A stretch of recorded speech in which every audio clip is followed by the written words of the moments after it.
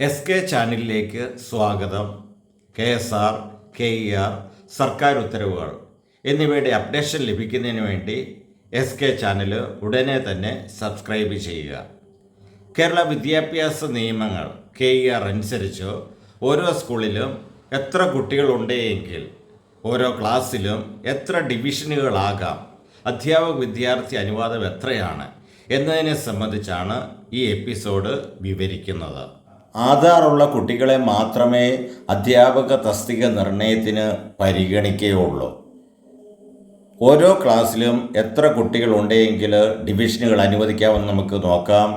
1 മുതൽ 5 വരെയുള്ള ക്ലാസ്സുകളാണെങ്കിൽ അധ്യാപക വിദ്യാർത്ഥി അനുപാതം 1:30. അതായത് ഒരു സ്കൂളിൽ ഒരു ക്ലാസ്സിൽ 1 മുതൽ 30 വരെയാണ് കുട്ടികളുടെ എണ്ണമെങ്കിൽ അവിടെ അനുവദിക്കാവുന്ന ഡിവിഷനുകൾ 1. 31 തൊട്ട് 60 വരെയാണ് കുട്ടികളെങ്കിൽ അവിടെ അനുവദിക്കാവുന്ന ഡിവിഷനുകൾ 2.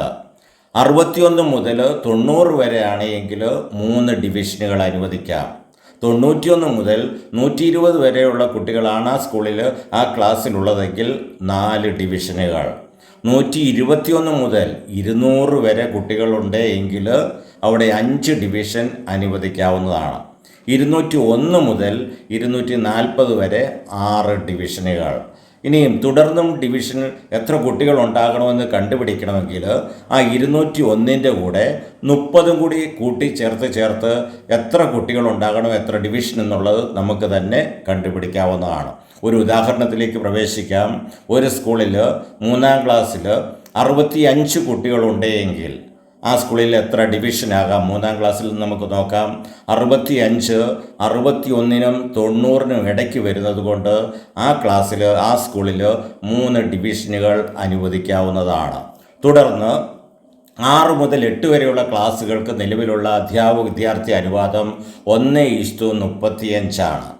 1 മുതൽ 35 വരെയുള്ള കുട്ടികളുണ്ടെങ്കിൽ അനുവദിക്കാവുന്ന ഡിവിഷനുകൾ 1. 36 മുതൽ 70 വരെയാണ് കുട്ടികളെങ്കിൽ ആ സ്കൂളിൽ ആ ക്ലാസ്സിൽ 2 ഡിവിഷൻ അനുവദിക്കാം. 71 മുതൽ 105 വരെയാണെങ്കിൽ 3 ഡിവിഷൻ അനുവദിക്കാം. 106 മുതൽ 140 വരെയാണെങ്കിൽ 4 ഡിവിഷനുകൾ അനുവദിക്കാം. തുടർന്നും എത്ര കുട്ടികൾ എന്നുള്ളത് കണ്ടുപിടിക്കണമെങ്കിൽ ആ 106ൻ്റെ കൂടെ 35 കൂടി പോയാൽ ഒരു സ്കൂളിൽ അനുവദിക്കാവുന്ന എത്ര ഡിവിഷനുകൾ വേണമെങ്കിലും നമുക്ക് കണ്ടുപിടിക്കാവുന്നതാണ്. തുടർന്ന് 9, 10 ക്ലാസ്സുകളിലെ അധ്യാപക വിദ്യാർത്ഥി അനുപാതം നമുക്ക് നോക്കാം. 1:45. 1 മുതൽ 50 വരെ കുട്ടികൾ ഉണ്ടെങ്കിൽ 1 ഡിവിഷനാണ് 9, 10 ക്ലാസ്സുകളിൽ അനുവദിക്കുന്നത്.